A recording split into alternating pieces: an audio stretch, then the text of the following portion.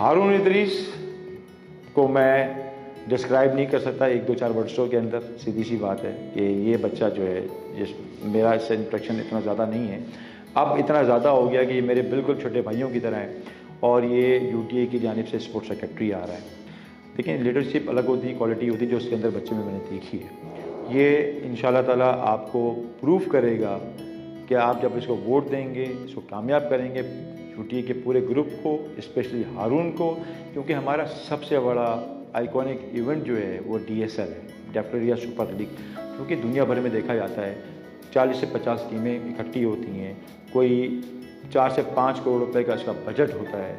तो एक mega event है हमारा, इसको संभालने वाला भी ऐसा बंदा होना चाहिए जो कि ज़ीरक हो और इन सब चीज़ों को लेकर चल सके।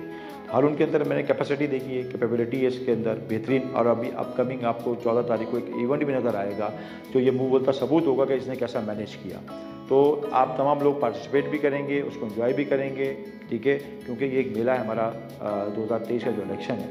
हारून इदरीस के लिए मैं ये कहूँगा, हारून इदरीस हम आपके साथ खड़े हुए हैं और हम आपके लिए बैकअप ज़रूर करेंगे। आपको तमाम डेफिनेट इंशाल्लाह ताला वोट देंगे, आपको कामयाब बनाएंगे, क्योंकि आप एक बेहतरीन स्पोर्ट्समैन भी हैं और एक बेहतरीन जो है मैनेजमेंट करने वाले जो है वो मुझे नज़र आता है कि जो कि मैनेजमेंट स्किल्स आपकी बहुत ज़बरदस्त है, एक्स्ट्राऑर्डिनरी। देखिए, मैं ये समझता हूँ कि जो डेफटेरिया का जो ख्वाब था वो हमारी यूटीए की जो क़यादत का था और राजा मदर साहब ने जो है वो प्लॉट लिया था, वो डेफटेरियंस के लिए लिया था, जिसके ऊपर बड़ी पॉलिटिक्स हुई, बड़े इशूज़ क्रिएट किए गए और बहुत ही भद्दे किस्म के इल्ज़ाम लगाए गए।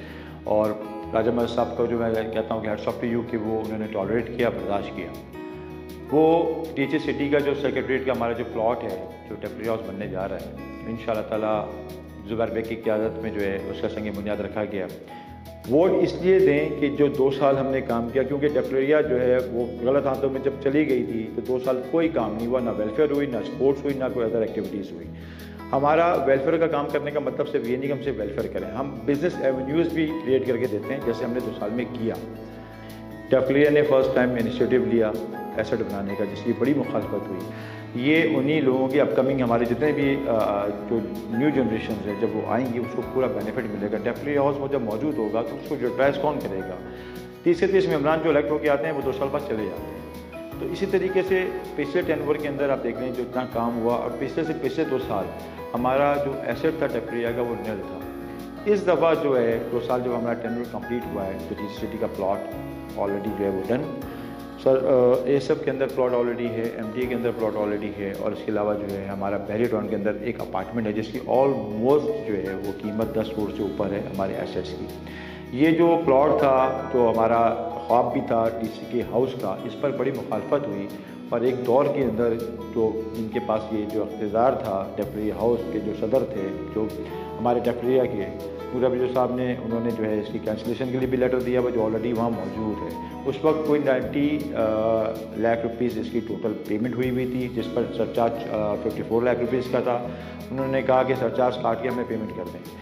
आज वही प्लॉट तकरीबन 7 से 8 करोड़ रुपए की उसकी मालियत से प्लॉट की। जब डीसी के हाउस बन जाएगा तो ऑलमोस्ट उसकी जो वर्थ होगी उस पूरी बिल्डिंग की वो होगी ऑलमोस्ट 18 करोड़ के करीब। ये एक एसेट है, कैपिटल के अंदर इंक्रीज़ हुआ, ठीक है, आपकी जो एसेट्स है वो बढ़े। और दूसरी सबसे इम्पॉर्टेंट बात ये है कि डेफटेरिया जितने भी हमारे मेम्बरान हैं, ये एसेट हमारे नहीं हैं, आप तमाम लोगों के हैं। ये एसेट में इजाफा आप तमाम लोगों के लिए, आप तमाम लोगों की एसोसिएशन मजबूत होगी फाइनेंशियली। इससे देखिए 2 बातें हैं, मैं आपको एक बात क्लियर कर दूं कि कोई भी एसोसिएशन होती है उसको चलाने के लिए जो है आपको पैसे दरकार होते हैं, आपको फंडिंग चाहिए होती है। तो हमारी एसोसिएशन की जो फ़ीस की जो हमारा स्ट्रक्चर है वो आप तमाम लोगों के सामने है। वो ऑलमोस्ट उस वक्त पेमेंट होती है जब ऑलमोस्ट आपके जो है इलेक्शन कॉन्टेस्ट हो रहे होते हैं, उसके नियरेस्ट आपकी पेमेंट कलेक्शन होती है।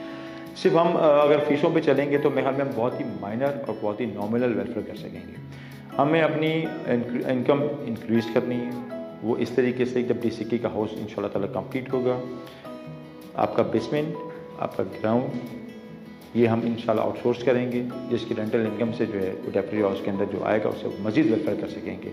हमने जो हमने अभी डिस्पोज ऑफ किए हैं, जो हमारे जितने भी ऑफिसेस थे ऑलमोस्ट कंप्लीशन के ऊपर एक कंप्लीट हो गए।